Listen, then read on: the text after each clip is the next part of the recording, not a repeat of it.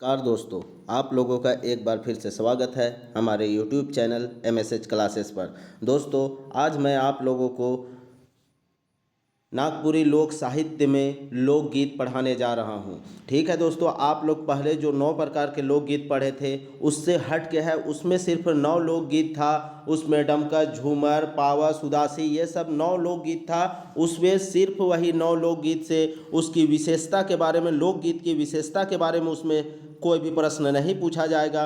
जो भी लोकगीत की विशेषता है, उसका वर्गीकरण है या उसकी परिभाषा है, ये सब मेरा लोक साहित्य के पाठ में आएगा। और लोक साहित्य से संबंधित ही हमारा जो अन्य गीत दिया हुआ है वह अन्य गीत हमारा लोक साहित्य के अंतर्गत आएगा। यहाँ पे बहुत सारे स्टूडेंट्स को कन्फ्यूजन है कि हम लोग को सिर्फ 9 लोकगीत पढ़ना है। तो आप लोग इस कन्फ्यूजन में कभी मत रहिएगा, नहीं तो आप लोग अच्छा स्कोर नहीं कर पाइएगा।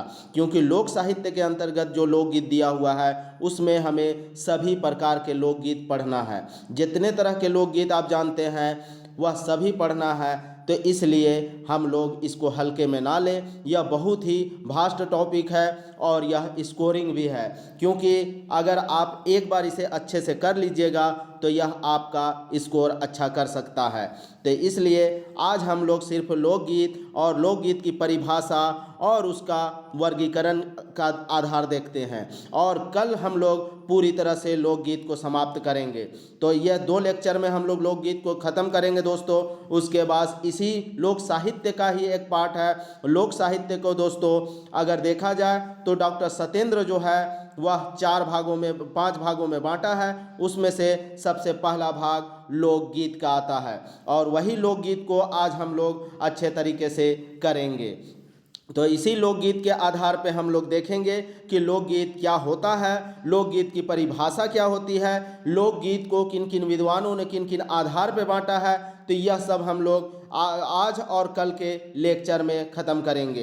तो तब तक के लिए आप लोग इस लेक्चर में बने रहें। और दोस्तों, यह जो लेक्चर है यह आप लोगों के लिए खास करके जितने भी झारखंड से रिलेटेड एग्ज़ाम होने वाले हैं उन सभी के लिए काफ़ी ही महत्वपूर्ण है। चाहे आप झारखंड सचिवालय की तैयारी कर रहे हो, चाहे उत्पाद सिपाही की तैयारी कर रहे हो, या अन्य जेटेट सीटेट जेटेट की तैयारी कर रहे हैं, या फिर जो भी है जैसे पंचायत सचिव, राजस्व कर्मचारी, इन सभी जितने भी एग्ज़ाम होते हैं उन सभी में लोकगीत से प्रश्न रहता है। और लोकगीत से प्रश्न आया हुआ भी है दोस्तों। मैं आप लोगों को प्रीवियस ईयर का क्वेश्चन भी दिखाऊंगा। बस आप लोग थोड़ा सा वेट कर लीजिए, थोड़ा सा पढ़ लीजिए। कल के बाद हम लोग दोस्तों, कल से हम लोग लोक साहित्य का भी प्रश्न उत्तर करेंगे। एक टाइम हम लोग देखेंगे, इसका कोर्स देखेंगे, थ्योरी पार्ट देखेंगे, और सेकेंड टाइम में हम लोग इसका देखेंगे प्रश्न उत्तर। तो बस आप लोग थोड़ा सा धीरज बनाए रखें। 4 से 5 दिन में हम लोग पूरी तरह से लोक साहित्य का भी पाठ खत्म करेंगे। यही लोक साहित्य में ही दोस्तों लोकगीत भी आता है, नाटक आता है, आपका बुझवेल वगैरह आता है, मुहावरा आता है। यह सब लोक साहित्य का ही एक पार्ट है। और इसी लोक साहित्य में हम लोग लोकगीत को आज देखने जा रहे हैं। तो बस आप लोग वीडियो में अंत तक बने रहें बिना स्किप किए, तो आप लोगों को लोकगीत काफ़ी हद तक समझ में आ जाएगी। ठीक है, तो चलिए हम लोग शुरू करते हैं। लोकगीत यह लोक साहित्य का एक पार्ट है दोस्तों। ठीक है, अब हम लोग इसको देखते हैं। गीत की परिभाषा प्रस्तुत करते हुए महादेवी वर्मा ने लिखा है। महादेवी वर्मा जो कि हिंदी की बहुत ही बड़ी कवित्री थी दोस्तों, और उन्होंने क्या है कहा है गीत के बारे में, तो हम लोग देखते हैं। सुख दुख की भावावेशमय अवस्था का विशेषकर गिने चुने शब्दों में स्वर साधना के उपयुक्त चित्रण का कर देना ही गीत है। यहाँ पे महादेवी वर्मा जो कह रही हैं वह क्या कह रही है, अपने सुख दुख की जो भावना है उसको गिने चुने शब्दों में स्वर दे देना ही क्या कहलाता है, गीत कहलाता है। यह किनके द्वारा कही गई है, तो यह महादेवी वर्मा के द्वारा ऐसी बात कही गई है। किसके लिए, लोकगीत के लिए। गीत को ऐसे ही परिभाषित किए हैं कौन, महादेवी वर्मा ने। आगे हम लोग देखते हैं। इस परिभाषा से स्पष्ट है कि प्रत्येक मानव, चाहे वह सभ्य हो अथवा असभ्य, शिक्षित हो अथवा अशिक्षित, उसमें अपनी अनुभूति को व्यक्त करने की इच्छा और क्षमता निश्चित रूप से होती है। इस परिभाषा से हम लोग को स्पष्ट होता है कि प्रत्येक मानव का जो सुख दुख है, तो चाहे वह सुख किसके होगा, जो सभ्य होगा उसको भी सुख और दुख मिलेगा, चाहे जो असभ्य होगा उसे भी कभी ना कभी सुख और दुख मिलेगा। यहाँ पे जो अशिक्षित है और शिक्षित है उन लोगों को भी सुख और दुख की भावना अवश्य उनके जीवन में आएगी, और उस सुख दुख की भावना को क्या करना है, शब्दों में प्रयुक्त करना ही क्या कहलाता है, गीत कहलाता है। तो इसीलिए यह बात कही गई है। आगे देखते हैं, आदि मानव भी स्वानुभूति से प्रेरित होकर अब उसकी रागात्मक प्रवृत्ति लयबद्ध होकर निकलती है। यहाँ क्या कहा जा रहा है, आदि मानव जो है वह भी अपनी स्वानुभूति से, अपनी अनुभूतियों से प्रेरित होकर जो भी वह राग के रूप में क्या करता है, किसी भी चीज़ को लयबद्ध करता है, उसी को गीत कहा जाता है। तभी गीत का रूप धारण कर लेता है। जब वह राग के रूप में निकलता है उसके कंठ से, तो वह गीत का रूप धारण कर लेता है। आदि मानव के हृदय से जो भावनाएं निःसृत हुई होंगी वे ही आगे चलकर लोकगीतों के रूप में परिवर्तित हो गई होंगी। यहाँ पे कहा जा रहा है जो भी आदि मानव किसे कहते हैं दोस्तों, जो परंपरा रूप से अर्थात बहुत पुराने समय से जब मानव चलना भी नहीं जानता था, तो वहाँ पे मानव अगर किसी तरह से आवाज़ कुछ निकालता था और यही आवाज़ धीरे धीरे स्वर और लय में बदला और यह लोकगीत के रूप में आज हमारे सामने प्रस्तुत होता है। यही भाव अभिव्यक्त होकर अंकित हो जाते हैं और वहाँ की मिट्टी बोलने लगती है। और यहाँ पे कहा जा रहा है जब वो लोग शुरू में स्टार्टिंग में किसी तरह का बात करते होंगे, यही धीरे धीरे बढ़ते बढ़ते हमारे पास आया और यह क्या बन गया, लोकगीत बन गया। खेत और खलिहान गुनगुनाने लगते हैं, और यहाँ पे ऐसा हो जाता है उन लोगों के वजह से कि खेत और खलिहान भी ऐसा लगता है कि वह भी गीत को गुनगुनाने लगता है। गलियारे, आंगन और अखाड़े नाच उठते हैं, और इन गीतों से जो भी गलियारे होता है, मोहल्ला में गांव में जो गलियारा होता है, आंगन होता है और अखाड़ा होता है, वह भी इन गीतों से नाच उठता है। ऐसी गीत की प्रवृत्ति होती है। इन गीतों के प्रारंभ के प्रति एक संभावना हमारे पास है।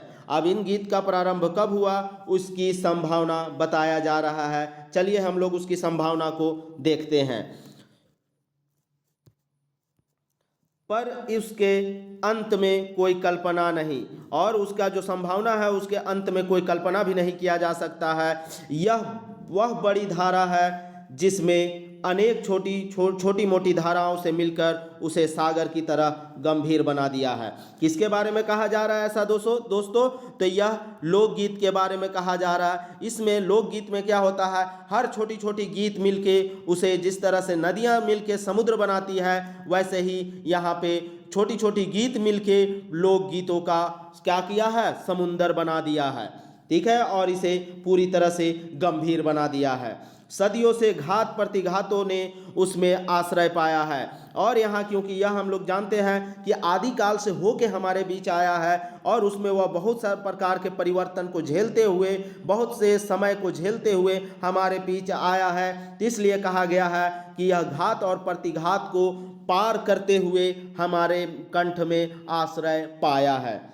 मन की विविध स्थितियों ने उसमें अपने मन के ताने बाने बुने हैं, और यहाँ पे जो वह भी विभिन्न स्थिति होती है, इंसान की स्थितियाँ वो समय के साथ साथ बदलते रहती है, और उन स्थितियों के अनुकूल ही हमारा जो है यह लोकगीत परिवर्तित होते रहता है। स्त्री पुरुष ने थक कर इसके माधुर्य में अपना थकान मिटाया है, और यह जो लोकगीत है दोस्तों, यह स्त्री पुरुष के थकान को मिटाने का भी काम करता है।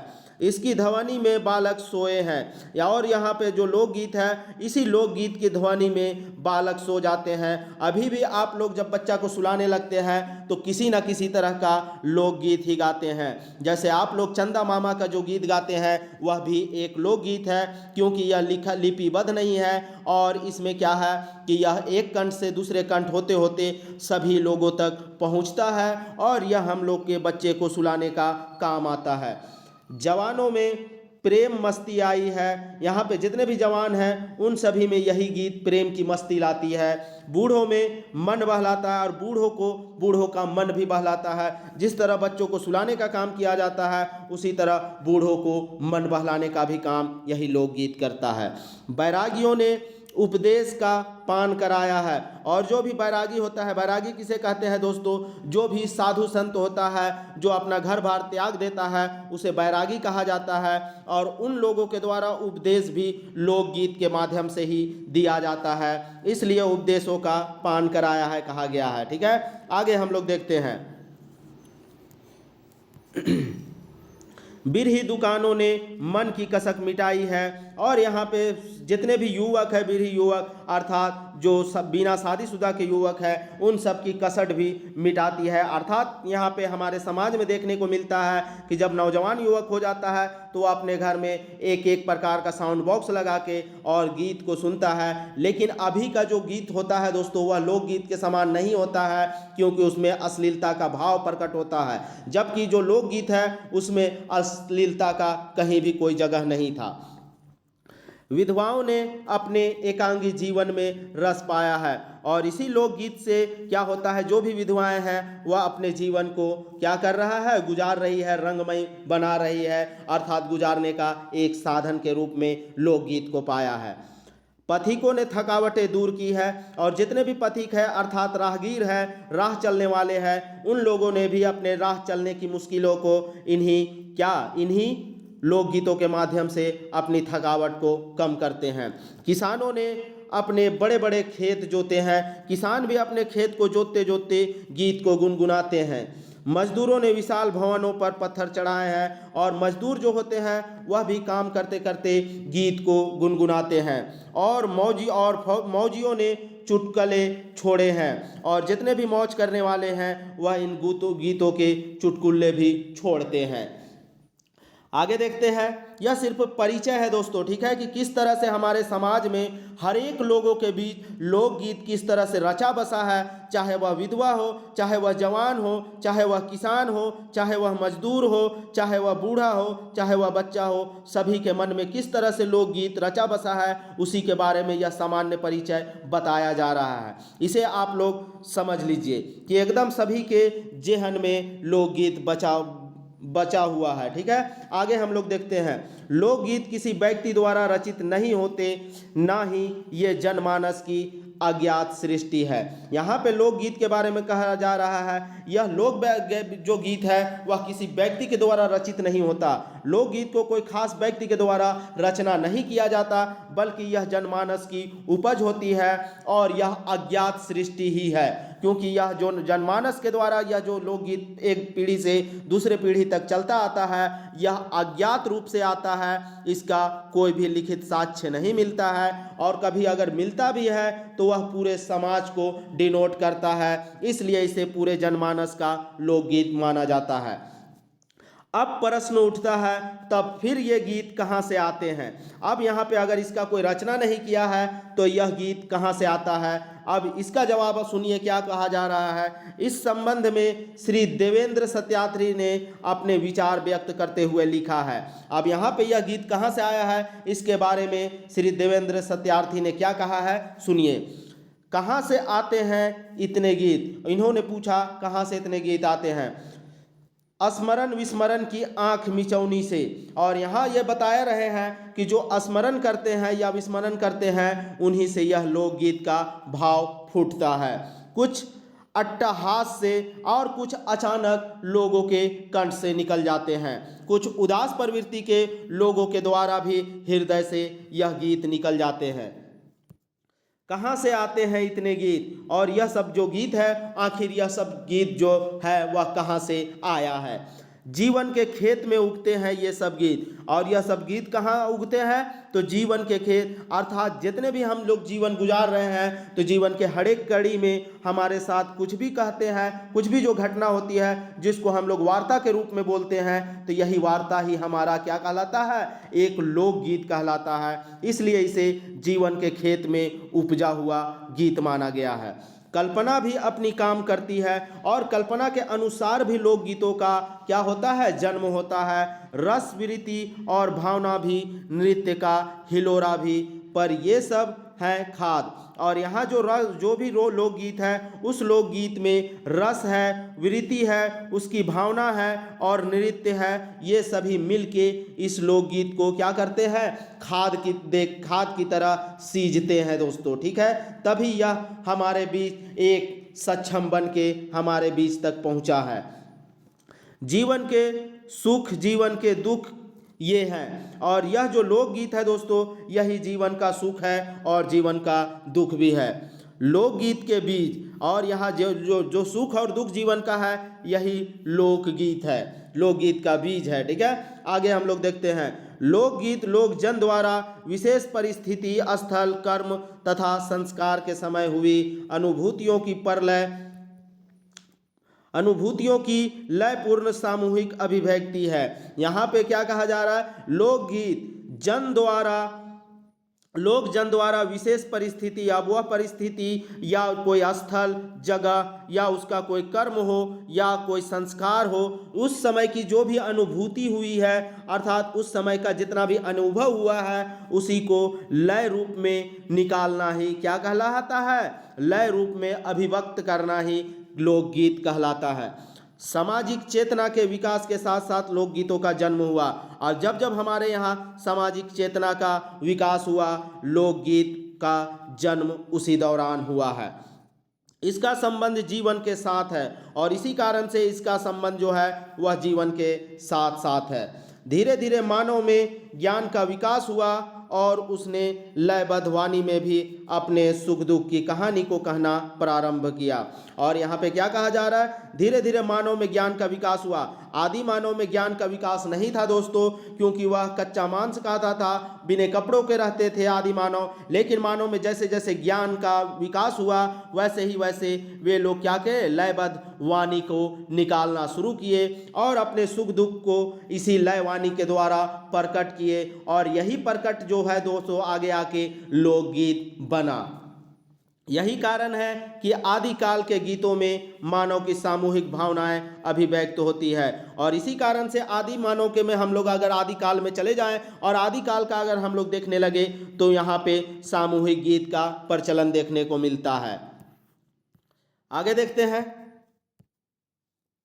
लोकगीत किसी एक व्यक्ति द्वारा रचित नहीं होते और ना ही सामूहिक रूप से रचे गए होते हैं। लोकगीत ना तो किसी एक व्यक्ति के द्वारा और ना ही किसी समूह के द्वारा रचा गया है, बल्कि यह समूह के द्वारा क्या है, एक पीढ़ी से दूसरे पीढ़ी तक पहुंचाया गया है, ना कि रचा गया है। बल्कि इसकी रचना स्वतः होती है। इसकी रचना दोस्तों अपने आप होती है, और यह सिर्फ पीढ़ी जो है, यह समूह जो है, वह सिर्फ इसे आगे चलाने का सिर्फ साधन बनता है, बल्कि रचना करने का साधन नहीं होता है वो। लेकिन इस पर विचार करने पर यह स्पष्ट जान पड़ता है कि कभी न कभी किसी न किसी व्यक्ति के द्वारा गीत की रचना अवश्य की गई होगी। और यहाँ पे दोस्तों कहा जा रहा है, इसका ना तो रचना के कोई पर्सनल व्यक्ति के द्वारा किया गया है और ना ही कोई समूह के द्वारा, लेकिन ऐसा प्रतीत होता है कि कभी ना कभी स्टार्टिंग में इस गीत की रचना किसी न किसी के द्वारा अवश्य की गई होगी। भले ही एक व्यक्ति से दूसरे व्यक्ति के कंठ से हस्तांतरित होते होते परिवर्तन और परिवर्धन होते रहे हैं, और यहाँ पे कह रहा है किसी एक के द्वारा तो किया गया होगा ही, और वह एक व्यक्ति से दूसरे व्यक्ति तक क्या होता होगा, आगे बढ़ता होगा, और उसमें कुछ परिवर्तन होता होगा, कुछ संशोधन होता होगा, और ऐसे ही बनते बनते यह लोकगीत बना होगा। गीतों के क्षेत्र विस्तार के साथ साथ इसके रचयिता का नाम विलीन हो गया होगा, और इसी दौरान जब यह एक दूसरे पीढ़ी से बढ़ रहा होगा, इसी दौरान वह जो लोकगीत का जो रचयिता होगा, जो खास व्यक्ति के द्वारा किया गया होगा, उसका नाम क्या हो गया होगा, विलीन हो गया होगा, उसका नाम छिप गया होगा। ऐसा माना जाना स्वाभाविक है, और ऐसा माना जाना भी स्वाभाविक है, क्योंकि आखिर अचानक यह गीत कैसे फूटा होगा। इस गीत का सवाल कहीं ना कहीं कोई ना कोई इसे वर्ष शुरू तो किया ही होगा। आगे देखते हैं। आदिम मनुष्य हृदय के गानों का नाम लोकगीत है। आदिम मनुष्य के हृदय से जो भी गान निकलता था, जो भी वार्ता निकलता था, वह गान के समान होता था और इसे ही लोकगीत कहा गया है।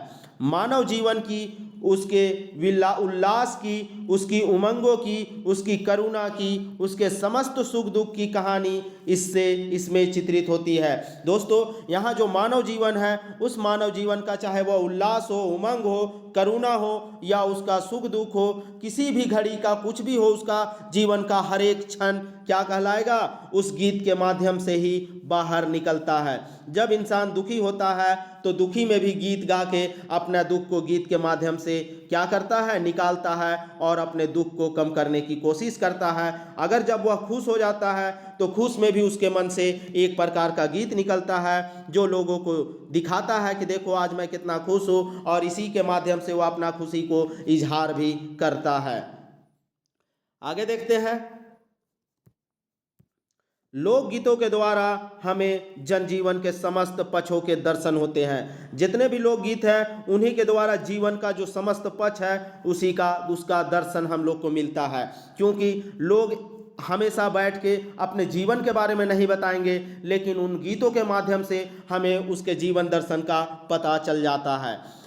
जीवन की प्रत्येक अवस्था में जन्म से लेकर मृत्यु पर्यंत लोकगीत समयानुकूल भावनाओं को अभिव्यक्त किया करते हैं। ठीक है, यहाँ पे क्या कहा जा रहा है, किसी व्यक्ति का जन्म से लेके उसके मृत्यु तक का जो समय होता है, उस समय को लोकगीत के माध्यम से ही अभिव्यक्त किया जाता है। विभिन्न ऋतुओं एवं उत्सवों पर गाए जाने वाले गीत मानव की सामूहिक श्रम, उल्लास तथा संघर्ष की कथाएं ही हैं। यहाँ पे क्या कहा जा रहा है, विभिन्न प्रकार के हम लोग देखते हैं, हम लोग के झारखंडी संस्कृति में बहुत सारे ऋतु संबंधी गीत हैं, उत्सव संबंधी गीत हैं। तो इसीलिए यहाँ पे कहा जा रहा है कि ऋतु और उत्सव में पर गाए जाने वाले जो गीत है वह क्या है, सामूहिक रूप से गाया जाने वाला है, उसमें श्रम से संबंधित है, उसमें उल्लास भी है और उसमें संघर्ष की भावना को भी दिखाया जाता है इसी लोकगीत के माध्यम से। प्रायः विभिन्न ऋतुओं में सामाजिक स्तर भेद को लोकगीत ही मिटाते हैं। और यह लोकगीत है दोस्तों, क्योंकि लोकगीत हमारे झारखंडी संस्कृति में अखड़ा में गाया जाता है या घर के आंगन में गाया जाता है, और यह लोकगीत जो है हमारे सामाजिक रूप से जो भेदभाव प्रचलित है उस भेदभाव को मिटाने का भी काम करता है, इसलिए इसे समाज का गीत कहा जाता है दोस्तों। ठीक है, तो लोकगीत ऐसा है। अब चलिए लोकगीत की परिभाषा विभिन्न विद्वानों के द्वारा अलग अलग भाव से दी गई है, उस परिभाषा को हम लोग देखते हैं। यह हुआ सामान्य परिचय लोकगीत का। अब हम लोग लोकगीत की परिभाषा देखते हैं। लोकगीत के संबंध में पाश्चात्य तथा भारतीय विवेचनकर्ताओं अर्थात विद्वानों ने विभिन्न प्रकार की परिभाषाएं दी हैं, जिन परिभाषाओं को हम लोग कुछ परिभाषाएं को नीचे देखते हैं। किस तरह की परिभाषाएं दी गई है। लोकगीत तो स्वतः जन्मा है। यहाँ पे परिभाषा में कहा गया है दोस्तों, लोकगीत अपने आप जन्म लिया है और यह पूरे संसार में फैल गया है। ठीक है, अगला जो परिभाषा दी गई है, यह क्या कहा गया है, आदि मानव के उल्लासमय संगीत को ही लोकगीत कहा जाता है। आदि मानव जो अपना उल्लास या खुशी मनाता था और उस खुशी मनाने के दौरान उसके मुंह से जो गीत निकलता था, संगीत होता था, उसे ही लोकगीत की संज्ञा दी गई है। आगे देखते हैं और भी परिभाषाएं क्या क्या है। लोकगीत ना तो नया होता है और ना पुराना, और लोकगीत दोस्तों कभी भी ना तो नया होता है और ना ही पुराना, यह हमेशा गाने पर निर्भर करता है। वह तो जंगल के एक वृक्ष के समान है। देखिए कैसा उसको एग्जाम्पल में सेट किया गया है। लोकगीत जंगल के एक वृक्ष के समान है, एक वृक्ष के समान है जिसकी जड़ें भूतकाल की जमीन में गहरी धंसी हुई है। यहाँ पे जैसे दोस्तों कोई पेड़ होता है वह बहुत पुराना होता है, उसका जड़ उतना ही पुराना होता है, लेकिन उसमें नए नए पत्ते आते हैं। ऐसे ही लोकगीत के बारे में कहा जा रहा है, लोकगीत का जन्म भी भूतकाल में हुआ है, लेकिन उसमें नई नई चीज़ें अभी भी मिल रही है, जुड़ रही हैं। ऐसा ही इसलिए ऐसा एग्जाम्पल दिया गया है, जिसकी जड़ें भूतकाल की जमीन में गहरी धंसी हुई है, परंतु जिसमें निरंतर नई डालियां, पल्लव और फल उगते रहते हैं। तो यहाँ पे क्या कह रहा है, कि जो पेड़ है वह बहुत पुराना होता है उसकी जड़, लेकिन उसमें नई नई पत्तियां, डालियां और फल फूल उगते रहते हैं। वैसे ही लोकगीत भी है। लोकगीत पुराना है लेकिन उसमें नए नए गीतों का हमेशा मिश्रण होते रहता है। आगे देखते हैं, भारतीय विद्वानों ने अपनी अपनी परिभाषाओं में कहा है। अब भारतीय विद्वान, यह जो था ऊपर दोस्तों, यह पाश्चात्य विद्वानों के द्वारा ऐसी कही गई है, लेकिन अब हम लोग भारतीय विद्वानों ने किस तरह से लोकगीत को परिभाषित किया है उसको हम लोग देखते हैं। लोकगीत, लोकगीतों का मूल जातीय संगीत में है। जितने भी लोकगीत है उसका मूल किसमें है? जातीय संगीत में ही है। उसका मूल अर्थात मूल तत्व उसका जातीय संगीत, अर्थात जो भी जनजातीय लोग मिलकर जो संगीत का गायन करते हैं उसी को लोकगीत कहा जा सकता है। ठीक है, यह पहली परिभाषा हुई भारतीय विद्वानों के द्वारा। दूसरी परिभाषा देखते हैं, लोकगीत उन लोगों के जीवन का स्वेदपूर्ण प्रवाह है जो आदिम अवस्था में जीवन बिताते हैं। अब यहाँ पे क्या कहा जा रहा है दोस्तों? लोक जो गीत है वह जीवन का स्वेदपूर्ण प्रवाह है, जीवन का एकदम स्वच्छ प्रवाह है, जिसमें लोग आदिम अवस्था में क्या करते हैं? जीवन बिताते हैं, अर्थात बिना बनावटी के जीवन जो गुजारते हैं उन्हीं की देन है यह लोकगीत। ठीक है, अगला देखते हैं तीसरा परिभाषा, लोकगीत किसी संस्कृति के मुंह बोलते चित्र होते हैं। लोकगीत जो है दोस्तों उसको किसी भी संस्कृति, जैसे हमारी जो झारखंडी संस्कृति है उसका मुंह बोलता चित्र कहा गया है। क्यों कहा गया है? क्योंकि लोकगीत से हमारी संस्कृति के बारे में पता चल जाता है कि हमारी संस्कृति में क्या क्या चीज़ रचा बचा है, यह हमें लोकगीत के माध्यम से ही पता चलता है, इसलिए इसे संस्कृति का मुंह बोलता चित्र कहा गया है। आगे देखते हैं, ग्रामीण संभवतः वह जातीय आशु कवित्व है जो कर्म या क्रीड़ा के ताल पर रखा गया है। यहाँ पे जो ग्रामीण है, जो भी ग्रामीण है वह क्या है? अपनी जातीय अवस्था के कारण वह उसका जो कर्म है अर्थात जो काम क्रिया करता है उसको ही क्या करता है? ताल के रूप में रखा है। गीत का उपयोग जीवन के महत्वपूर्ण समाधान के अतिरिक्त मनोरंजन भी है। यहाँ पे जो दोस्तों लोकगीत के बारे में कहा गया है, गीत का उपयोग जीवन के महत्वपूर्ण समाधान अर्थात अपने दुख को कम करने के साथ साथ अपने खुशी को प्रकट करने के साथ साथ यह मनोरंजन का भी एक साधन बना हुआ है। और वर्तमान में अगर हम लोग देखेंगे तो यह सिर्फ मनोरंजन का ही एक साधन बन के रह गया है। अभी भी हम लोग के आसपास में जितने भी बूढ़े बूढ़ियां हैं वे लोग अपने दुख को लोकगीत के माध्यम से ही प्रकट करते होंगे। अगर आप लोग के घरों में भी कोई बूढ़ा बुढ़िया हो तो उनसे आप लोग देखिएगा, वो हमेशा अपनी कुछ बात कहने लगेंगी तो लोकगीत के माध्यम से ही कहेंगी।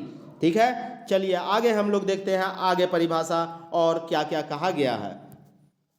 लोकगीतों मानवीय कृतित्व की वह सामान्य धरोहर है जो विश्व मानव की भूमि पर प्राप्त हुई है। लोकगीत को मानव का धरोहर माना गया है दोस्तों, जो विश्व मानव की भूमि पर अर्थात आदिकाल के मानव के द्वारा क्या हुई है? आगे आई है या जन्म उसके द्वारा ली गई है और अभी हमारा धरोहर बन गया है।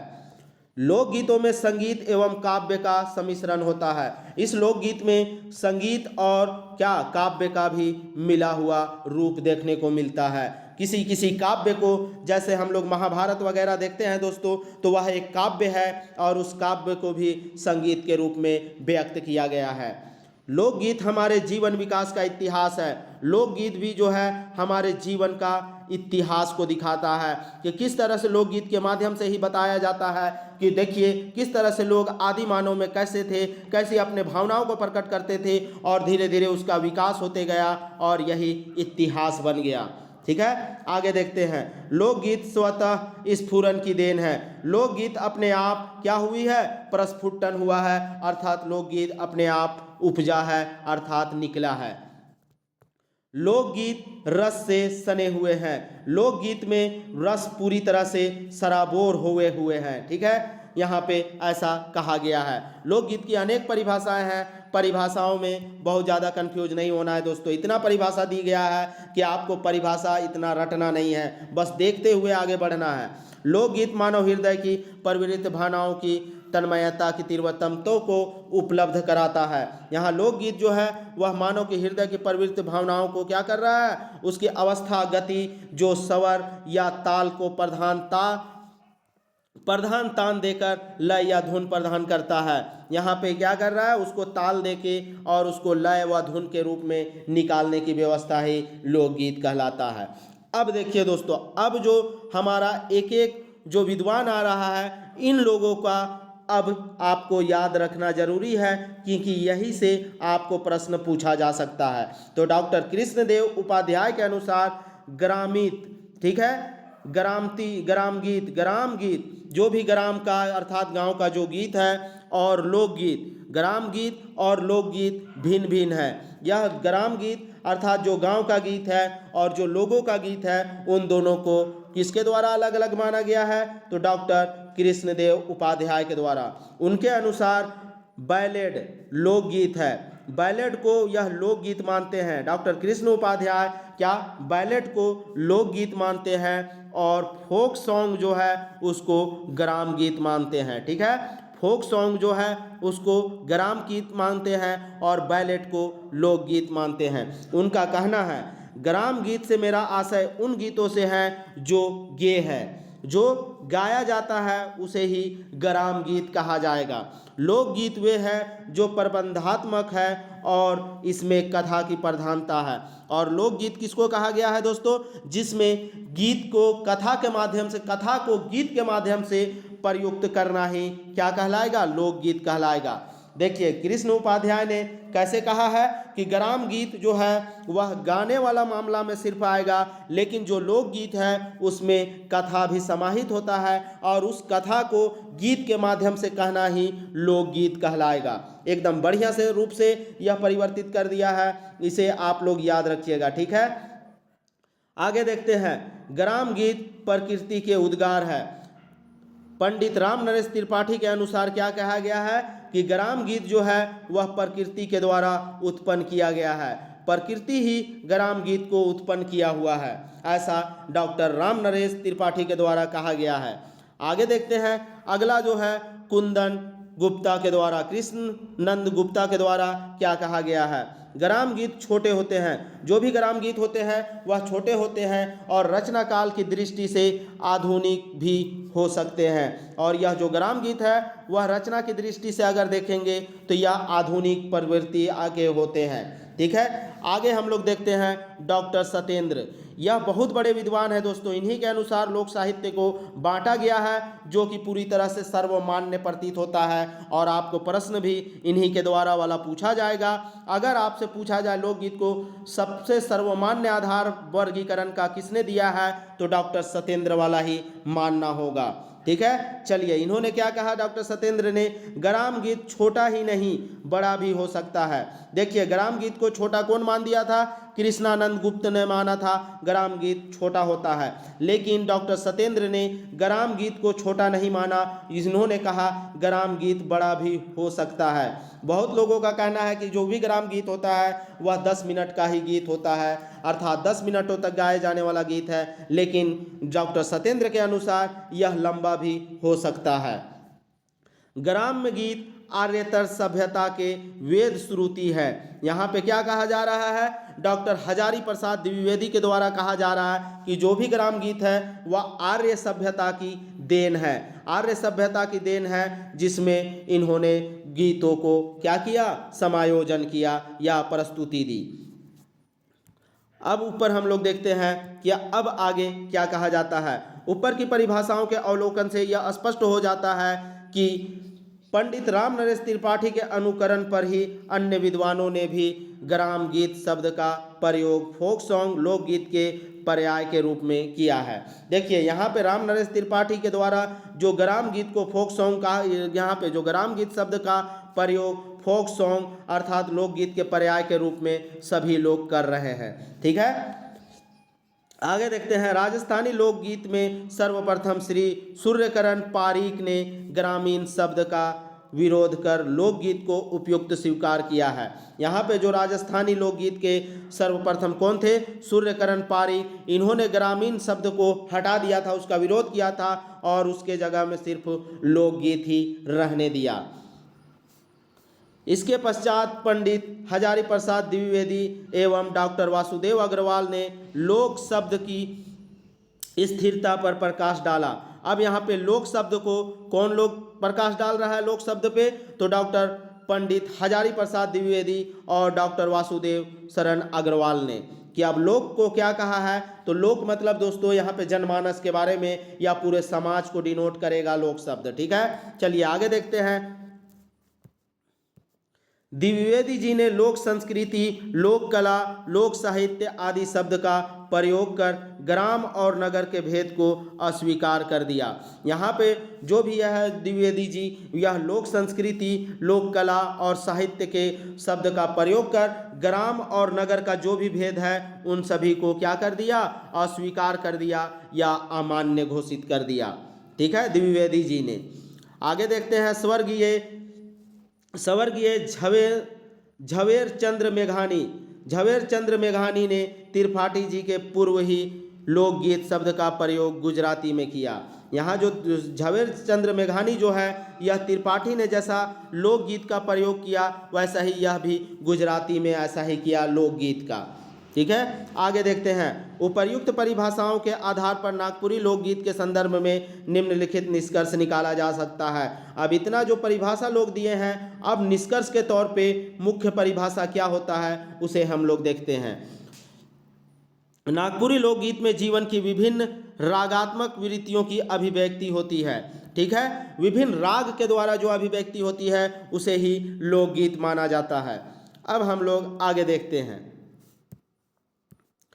इस अभिव्यक्ति के लिए जिस शैली का आश्रय लिया जाता है वह लयात्मक होती है। जिस समय श्रेणी का शैली का आश्रय हम लोग लेते हैं वह लयबद्ध होता है और इसी लयबद्ध को ही दोस्तों लोकगीत कहा जाता है। नागपुरी लोकगीत मानव सभ्यता और क्षेत्रीय संस्कृति के विकास पर प्रकाश डालता है। यहाँ जो लोकगीत है वह मानव सभ्यता और उसकी संस्कृति पर क्या कर रहा है? प्रकाश डाल रहा है। वे लोकगीत स्वतः स्फुर्जित रसिक्त उद्गार है। यहाँ पे जो कहा जा रहा है यह लोकगीत है वह अपने आप क्या हुआ है? निकला है और यह पूरी तरह से चारों तरफ फैल गया है।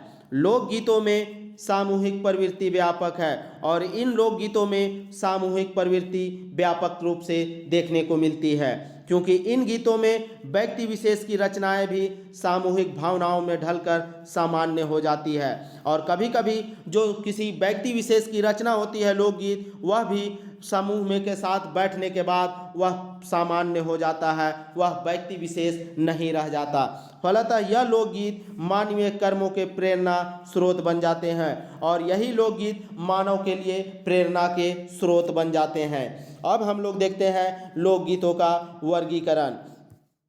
ठीक है, कल हम लोग पूरा डायग्राम के माध्यम से देखेंगे दोस्तों लोकगीत का क्या कैसे वर्गीकरण किया गया है और एक दो परिभाषा रिवीजन के तौर पे हम लोग कल देखेंगे जो काफ़ी इम्पोर्टेंट होगा। कल का लेक्चर आप लोगों को मिस नहीं करना है। कल भी शाम में आप लोगों का लोकगीत का क्लास होगा। लोकगीत का वर्गीकरण। नागपुरी लोकगीत में भी विभिन्न बोलियों की तरह विभिन्न विषयों का समावेश है और यहाँ पे नागपुरी लोकगीत में भी विभिन्न विषय को समावेश है, किसी एक विषय का यह समावेश नहीं है दोस्तों। इसमें सभी भाषाओं का समावेश देखने को मिलता है। नागपुरी लोकगीत में मानवीय भाव, इस नागपुरी लोकगीत है उसमें मानव का जो भाव है, उसका जो विचार है एवं परिस्थिति का समानता दिखाई पड़ता है और यहाँ पे उसकी भावना, उसके विचार और उसकी परिस्थितियों में सभी को समान रूप से दर्शाया गया है। नागपुरी भाषी क्षेत्र के लोक साहित्य में ऐसे अनेक संकेत प्राप्त होते हैं जिनके माध्यम से हम उनका संबंध पुरानी संस्कृति से जोड़ सकते हैं। और यहाँ क्या कहा जा रहा है? नागपुरी भाषी क्षेत्र में अगर हम लोग देखेंगे लोक साहित्य में ऐसे अनेक संकेत हम लोग को मिलते हैं इस लोकगीत के माध्यम से, जिसके कारण हम लोग इस लोकगीत को पुराना संस्कृति से जोड़ सकते हैं। ठीक है, क्यों कहीं ना कहीं उस लोकगीत में, इन लोकगीतों में आदिकाल का कुछ ना कुछ अस्तित्व देखने को मिलता है, जिसके कारण इसे हम लोग पुरानी संस्कृति से जोड़ लेते हैं। लोकगीत धरती की गीत है, इसलिए इस लोकगीत को, क्योंकि यह पुरानी संस्कृति से जुड़ी हुई है, इसलिए इस लोकगीत को धरती की गीत कहा गया है। इसलिए धरती से अलग उनका अस्तित्व नहीं है, और यहाँ पे धरती से अलग उसका अस्तित्व भी नहीं रह सकता, क्योंकि यह धरती में ही एक जगह से दूसरे जगह प्रवाहित होते रहता है। आगे देखते हैं। नागपुरी लोकगीतों में जीवन की घटनाओं का समावेश है। नागपुरी जो लोकगीत है दोस्तों, जीवन की किसी घटना को भी इस लोकगीत के माध्यम से क्या किया जाता है, बोला जाता है या बताया जाता है, या उसे लोकगीत के माध्यम से प्रकट किया जाता है। मानव जीवन की घटनाओं में, अब इस मानव जीवन की घटना में क्या क्या समाहित है, तो जन्म है, विवाह है, मृत्यु तो प्रमुख घटना है। जन्म, विवाह और मृत्यु यह एकदम प्रमुख घटना है दोस्तों। साथ ही साथ जीवन के उल्लास के भी कई अंग हैं। साथ ही साथ हम लोग जीवन में कभी कभी जब हम लोग खुश होते हैं, उल्लास करते हैं, और इसमें हम लोग जो भी बोलते हैं, जिस तरह के भी गायन करते हैं, वे सभी लोकगीत का माध्यम है या लोकगीत का एक अंग है। अधिकांश नागपुरी लोकगीत इन्हीं विषयों से संबंधित है, और अधिकांश नागपुरी लोकगीत देखेंगे दोस्तों, क्योंकि नागपुरी लोकगीत को अगर हम लोग उसका वर्गीकरण देखेंगे तो उसका वर्गीकरण ऋतु के आधार पे, जन्म के आधार पे, संस्कार के आधार पे, उसका पूजा के अनुष्ठान के आधार पे, और साथ ही साथ उसे स्त्री और पुरुष के आधार पे भी बांटने का व्यवस्था है दोस्तों। साथ ही साथ यहाँ बालकों का गीत को भी बांटा गया है। इस तरह से यहाँ पे कहा गया है कि यह विभिन्न विषयों के साथ समाहित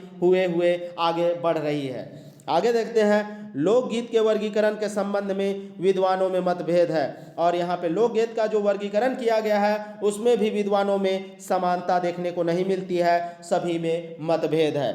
विद्वानों ने अपने अपने ढंग से लोकगीतों का वर्गीकरण किया है, और जितने भी विद्वान हैं सभी ने लोकगीतों का वर्गीकरण अपने अपने अनुसार किया है। इस संबंध में सत्यव्रत अवस्थी ने लिखा है। सत्यव्रत जो अवस्थी है यह एक विद्वान है, इसने लोकगीत के वर्गीकरण के बारे में क्या लिखा है हम लोग देखते हैं।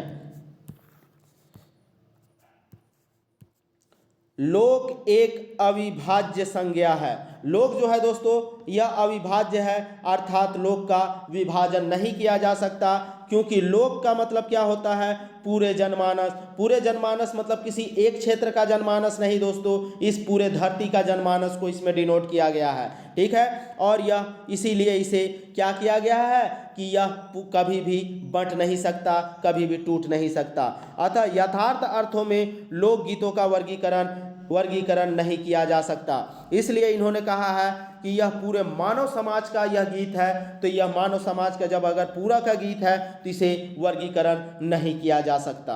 किनके द्वारा? सत्यव्रत अवस्थी के द्वारा, ठीक है, याद रखिएगा। आगे देखते हैं। शुद्ध वर्गीकरण के लिए वस्तुओं को परस्पर संबंधित नहीं होना चाहिए, पर लोकगीतों में हम ऐसा नहीं कर पाते, क्योंकि उनका लोक जीवन के हर पहलू से अन्योन्याश्रयी संबंध होता है दोस्तों, क्योंकि उससे वह घनिष्ठ संबंध के साथ जुड़ा हुआ होता है। अर्थात उनको एक दूसरे से नितांत अलग रखना संभव नहीं है, और इसे एक दूसरे से अलग करना अर्थात एक मानव से दूसरे मानव से अलग करना कभी भी संभव नहीं है। इसलिए उसे कहा गया है कि यह पूरी तरह से घनिष्ठता के साथ एक दूसरे से जुड़ा हुआ है। आगे देखते हैं। राम नरेश त्रिपाठी ने ग्राम गीतों का वर्गीकरण 11 श्रेणियों में किया है। कितने श्रेणियों में दोस्तों? 11 श्रेणियों में किया है। किस गीतों का? लोक गीतों का नहीं, सिर्फ ग्राम गीतों का। याद रखिएगा, राम नरेश त्रिपाठी ने ग्राम गीतों को 11 वर्गों में वर्गीकरण किया है। लोक गीतों का नहीं, सिर्फ ग्राम गीतों का। तो आप कौन कौन सा है? तो पहला देखिए, संस्कार संबंधी गीत। दूसरा है चक्की और चरखे के गीत। जो भी चक्की चरखे अर्थात प्राचीन काल में हम लोग देखेंगे दोस्तों कि लोग अधिकतर बुनकर समुदाय के लोग रहते थे, तो यहाँ पे अपना खुद का कपड़ा बनाते थे और इसी कारण से उस हर एक के घर में चक्की और चरखे होते थे। जिस तरह से महात्मा गांधी चक्के और चरखे पे ज़्यादा बल दिए थे, तो यहाँ पे वैसे ही हम लोग को यहाँ पर भी देखने को मिल रहा है कि चक्की और चरखे से संबंधित गीत। अब धर्म गीत भी है दोस्तों। धर्म में हम लोग विभिन्न त्योहारों में मनाए जाने वाले गीत, जो भी भजन वगैरह है, उन सबों को समाहित करते हैं। और चौथा है ऋतु संबंधी गीत। ऋतु दोस्तों जैसे सावन का महीना एक ऋतु है, फागुन है, चैत है, तो इन सभी में जो गीत गाया जाता है उन सभी को ऋतु संबंधी गीत कहेंगे। हम लोग आज दोस्तों सुबह में ऋतु संबंधी 2 गीत देखे थे। क्या क्या देखे थे? ऋतु संबंधी गीत देखे थे, पावस और उदासी, यह ऋतु संबंधी गीत था दोस्तों। चलिए आगे देखते हैं इन्होंने 11 आधारों पे और कौन कौन किया है। तो 5वां आधार क्या है? 5वां खेती के गीत। खेती से संबंधित जितने भी गीत हैं उनको भी ग्राम गीत के अंतर्गत रखा है। छठा है भीख मंगों के गीत। जो भी भीख मांगने आते हैं वह लोग जो गीत गाते हैं उनको भी अलग श्रेणी में रखा गया है। यह सब ग्राम गीत है।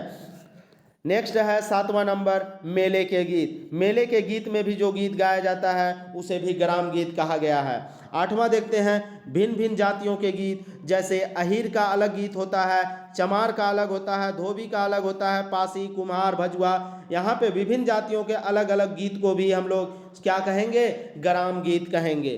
ठीक है, आगे देखते हैं 9वां नंबर वीर गाथा। जैसे वीर गाथा भी दोस्तों एक प्रकार का गीत है। अल्हा, लोरी, हीर रांझा। यहाँ पे हीर रांझा जो है दोस्तों इन लोगों का भी गीत वगैरह है, या ढोला मारू, इन सभी के गीतों को वीर गाथा, क्योंकि यह लोग बहुत वीर थे और इनकी प्यार जो है, हीर रांझा का जो प्यार है वह अमर है। इसी कारण से इसे वीर गीत में क्या किया गया है? जगह दिया गया है। अब हम लोग यहाँ पे गीत कथा। नेक्स्ट है 10वां गीत कथा। छोटी छोटी कहानियाँ जो गा गा कर कही जाती है उसे गीत कथा कहेंगे। ठीक है दोस्तों, यह गीत कथा के माध्यम से भी लोकगीत को यहाँ ग्राम गीत को गाया जाता है। 11वां है अनुभव के वचन। अनुभव के वचन जिन्हें घाघ, भड्डरी आदि श्रेणियों में विभक्त किया गया है। श्री भाले राव ने लोकगीत को 4 बड़े समूहों में बांटा है। यह तो 11 हो गया दोस्तों। अब हम लोग देखते हैं श्री भाले राव। अब श्री भाले राव ने लोकगीत को कितने वर्गों में बांटा है? तो कितने वर्गों में बांटा है?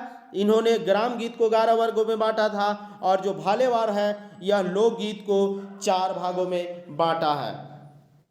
अब कौन कौन सा वह 4 भाग है? तो सबसे पहला भाग है दोस्तों संस्कार से संबंधित लोकगीत। अब संस्कार से संबंधित में हम लोग के यहाँ जन्म से लेकर मृत्यु तक विभिन्न प्रकार के संस्कार होते हैं। उन संस्कारों से संबंधित जितने तरह के भी गीत हैं उसे ही संस्कार गीत कहते हैं। अब संस्कार गीत में देखिए कितने तरह के संस्कार गीत हैं। तो अब यहाँ बहुत सारे संस्कार गीत हैं। सिर्फ एक बार रीड कर देते हैं, आप लोग खाली सुनते जाइए। पुत्र जन्म सोहर, बरुआ के गीत, चौक के गीत, साध के गीत, करोधन कंदोरा बांधने के गीत, मुंडन का गीत, जनेऊ का गीत, मामा के यहाँ पहली बार जाने का गीत, पहली बार बारात में जाने का गीत, विवाह का गीत, यहाँ टीका का गीत, यहाँ दिरावगन का गीत, यहाँ तीरागमन अर्थात रोने के गीत। तीरागमन को ही रोना कहा जाता है, तो रोने से संबंधित भी गीत है। चौथा है समधियों के आने का गीत, जब समधी लोग आने लगते हैं उसका गीत। गोदान गीत, देवस्थान गीत, पुराण बैठाने, कूप खनन अर्थात कुआं खोलने, या गिरी प्रारंभ अर्थात गिरी में प्रारंभ करने के, या गिरी में जब हम लोग प्रवेश करते हैं तो उसका भी गीत होता है। इन सभी को संस्कार के अंतर्गत रखा गया है। तीर्थ यात्रा के दौरान आने जाने वाले के दौरान जो गीत गाया जाता है उसे। उसके बाद अन्नप्राशन के गीत अर्थात अन्न जब हम लोग ग्रहण करते हैं उस दौरान का गीत। उसके बाद पालने का गीत। उसके बाद अगरनी गर्भवती स्त्री का गीत है, माता कढ़ने की गीत भेंट। उसके बाद जेवनार है। उसके बाद पतल बांधना गीत है, भरनी डाक गीत है। उसके बाद सांप काटने, ये सबको गीत है। जन्म गांठ के गीत है और छत्री स्थापन का गीत है। यह सभी गीत संस्कार गीत के अंतर्गत आएगा। ठीक है, भालेवार ने 4 आधार पे बांटा है। इसमें सबसे पहला आधार दिया है कौन सा गीत? संस्कार गीत। और संस्कार गीत में हम लोग इतने सारे गीतों को देख रहे हैं। ठीक है, अब हम लोग दूसरा जो देखते हैं भालेवार के अनुसार, वह माहवारी गीत। माहवारी गीत में कितने प्रकार के हैं इसे देख लीजिए, यह याद नहीं करना है दोस्तों, सिर्फ देखते जाइए, ठीक है। माहवारी में है पहला 12 मासा अर्थात 12 महीनों में गाने वाला, उसके बाद नौरता, नवरात्रा, नवरात्रा या चैत्र, ये सब अश्विनी जो भी है ये सब महीनों का नाम है और इस महीनों का गीत है। रामनवमी का गीत है, उसके बाद दशहरा का गीत है, आधा तीज का गीत है, जेठ अश्विनी, उसके बाद देवसैनी देवउठान है, सावन हिंडोला है, सांझी है, उसके बाद फिर सांझी झांझी है, उसके बाद बीजा मिट्टी के गीत है, कृष्ण जन्माष्टमी के गीत है, करवा चौथ का गीत है, महालक्ष्मी का है, बछवा छठ का है, मोर छट्टा का है, नौ दुर्गा का है, उसके बाद गणगौर, कार्तिक और माघ, अस्थाना, होली, अहोरी, कजरिया, तीस, श्रावण, भजूरिया, भुजरिया, ये सभी गीत को माहवारी गीत के अंतर्गत रखा गया है, ठीक है। इसे आप लोग एक बार रीड कर लीजिएगा तो आप लोगों को याद रहेगा। अगर इससे संबंधित पूछ देगा इनमें से कौन माहवारी गीत के अनुसार आता है, किसके अनुसार, भालेवार के अनुसार, तो आप लोग याद कर लीजिएगा, कजरिया भी आता है, तीज का भी आता है, श्रावण भी आता है, भुजरिया भी आता है। तो इस तरह से हो सकता है पूछ दे, लेकिन जनरली चांस नहीं है कि इतना अंदर से प्रश्न पूछा जाए, ठीक है। लेकिन एक एग्ज़ाम है, एक लेवल का एग्ज़ाम है, तो हो सकता है ऐसा पूछा जा सकता है। तीसरा देखते हैं सामाजिक एवं ऐतिहासिक, ठीक है। सामाजिक एवं ऐतिहासिक से संबंधी गीत है, तो इसमें क्या है, चंद्रवाल है, बेला सत्ता है, ढोला मारू है, हरदौला है, बाबू के गीत है, कार सदेसेव के गीत है, कुंवर के गीत है, हीरामन, नगरा, मन्ना दे, पंडी मेहर, जाहर पीर, अलख, गुजारू, कन्हैया, सलगा, गोलाबारा, घासी राम पटेल, बापूजी के गीत, राजा कैबट, खौखा, तेजा, गोरा जी और मैरू जी, ये सभी गीत को ऐतिहासिक और सामाजिक गीत कहा गया है, ठीक है। इसे भी आप लोग एक बार देख लीजिएगा। और चौथा जो है दोस्तों, इसे विविध गीत के अंतर्गत रखा गया है। खेती के कहावतें, खेती में जो प्रकार के गीत कहते कहते कहावतें कही जाती है उसे विविध प्रकार के गीत में रखा गया है। ऊख की फसल खत्म होने पर अर्थात गन्ने की फसल खत्म होने पर जो गीत गाया जाता है, बारी पूजने का गीत, जात और चौकी के गीत, लावनी के गीत, रसिया, चुंद्रा, दोहे, साखी, खोटे, सोटे, भजन, कवित, सिंधु, थौला, इन सभी गीत को विविध गीत के अंतर्गत रखा गया है। उपयुक्त वर्गीकरण काफ़ी विस्तृत है, यह वर्गीकरण एकदम विस्तृत रूप से किया गया है, किंतु यह वर्गीकरण उपयुक्त नहीं होता है, प्रयुक्त नहीं होता है। क्यों उपर्युक्त प्रतीत नहीं होता है? क्योंकि इतने तरह से वर्गीकरण कर दिया गया है जो कि बहुत ही विशाल है, इसलिए इसे प्रयुक्त नहीं माना गया है। अब आगे हम लोग देखते हैं, बस और थोड़ा सा है। राजस्थानी लोकगीत के विद्वान पंडित सूर्यकरण पारिक ने राजस्थानी गीतों के क्षेत्र विस्तार बताते हुए उन्हें 19 भागों में निम्न प्रकार से बांटा है। अब यहाँ पे जो सूर्यकरण पारिक है, इन्होंने राजस्थानी लोकगीत को कितने प्रकार में भाग दिया है? तो 19 प्रकार में, 29 प्रकारों में बांट दिया है। और यह 29 प्रकार है दोस्तों, यह एकदम जरूरी नहीं है, ठीक है। चलिए आगे हम लोग देखते हैं।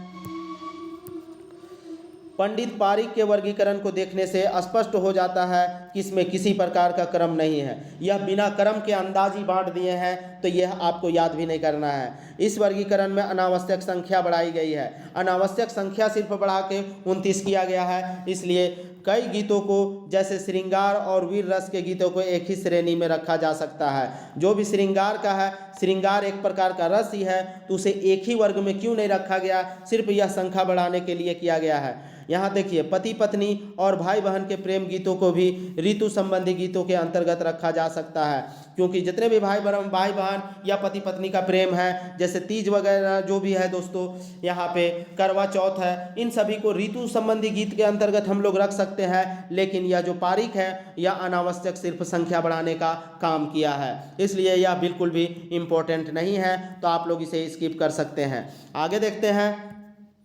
डॉक्टर सत्येंद्र ने कई दृष्टियों से लोकगीतों के प्रकारों पर विचार करते हुए कहा है, क्योंकि डॉक्टर सत्येंद्र का ही आपको सर्वमान्य होगा दोस्तों। कल मैं, आज सिर्फ यह हम लोग परिचय है, इसलिए हम लोग पूरे स्पीड में करते जा रहे हैं। कल मैं इन सभी का डायग्राम अपना हस्तलिखित नोट के माध्यम से कल मैं बताऊंगा, तो आप लोग इसे ध्यान से देखिएगा, ठीक है। कल आपको लोकगीत से सारी समस्याएं दूर हो जाएंगी, पूरी चीज़ आपको समझ में आ जाएगा कि कौन कितने आधार पे बांटा है, वर्गीकरण से लेके दोस्तों सारे कुछ कल क्लियर हो जाएगा। बस कल का समय आप लोग दीजिए।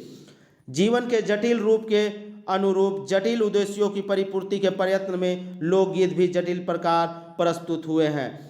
यहाँ पे जिस प्रकार से लोगों का जीवन जटिल हुआ है वैसे ही यहाँ पे लोकगीत भी जटिल हो गया है। अतः कई दृष्टियों से लोकगीतों के प्रकार को समझना आवश्यक होगा, इसलिए लोकगीत को विभिन्न दृष्टियों में समझना होगा।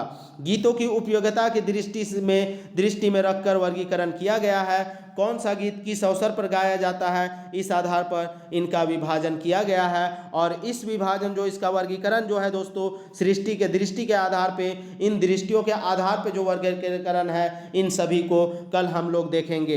रस के आधार पे, सृष्टि के दृष्टि के आधार पे या फिर भाषा के आधार पे, जितने तरह के आधार पे भी कल वर्गीकरण हुआ है उन सभी को कल हम लोग एकदम डायग्राम के माध्यम से एकदम आसान शब्दों में देखेंगे। आप लोगों को आज का जो लेक्चर है दोस्तों थोड़ा बोरिंग लग रहा होगा, थोड़ा कंफ्यूज कर रहा होगा, यह कंफ्यूजन वाला टॉपिक ही है, तो आप लोग बस थोड़ा सा संयम रखें। आप लोगों कल का इंतजार कीजिए, कल आप लोगों का लोकगीत पूरे अच्छे तरीके से समझ में आएगा।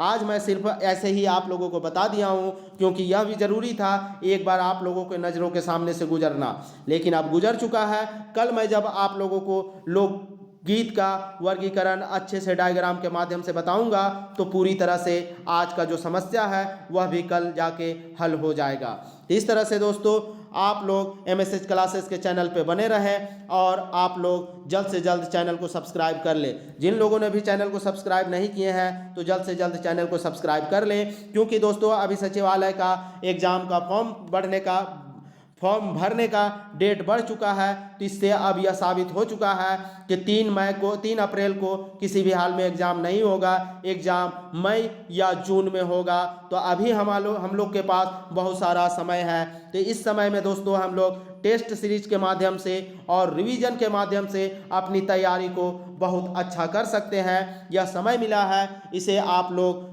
मिस मत कीजिएगा, नहीं तो बाद में पछतावा के सिवा और कुछ हाथ नहीं लगने वाला है।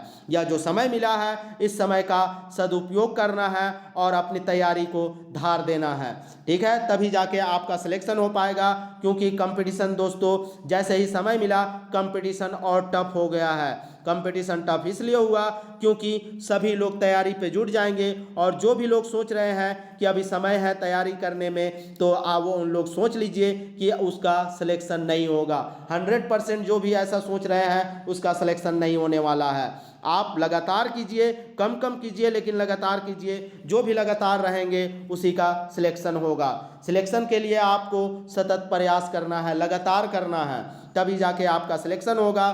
तो दोस्तों यह सब बात तो होते रहेंगी। आप लोग बस अभी तक जितने भी नए व्यूअर हैं, जो भी अभी फर्स्ट बार चैनल को देख रहे हैं, तो आप लोग से रिक्वेस्ट है कि चैनल को सब्सक्राइब कर ले, क्योंकि इस चैनल के माध्यम से आप लोगों को पूरा लोक साहित्य का पूरे अच्छे तरीके से MCQ भी कराया जाएगा। अभी तो सभी हर एक को आसान भाषा में समझाया जाएगा, उसके बाद जब आप लोग इससे संबंधित MCQ करेंगे तब जाके यह पूरी तरह से आप लोगों के कंठ में बस जाएगा, जिससे कि गलती होने की संभावना बिल्कुल भी नहीं रहेगी।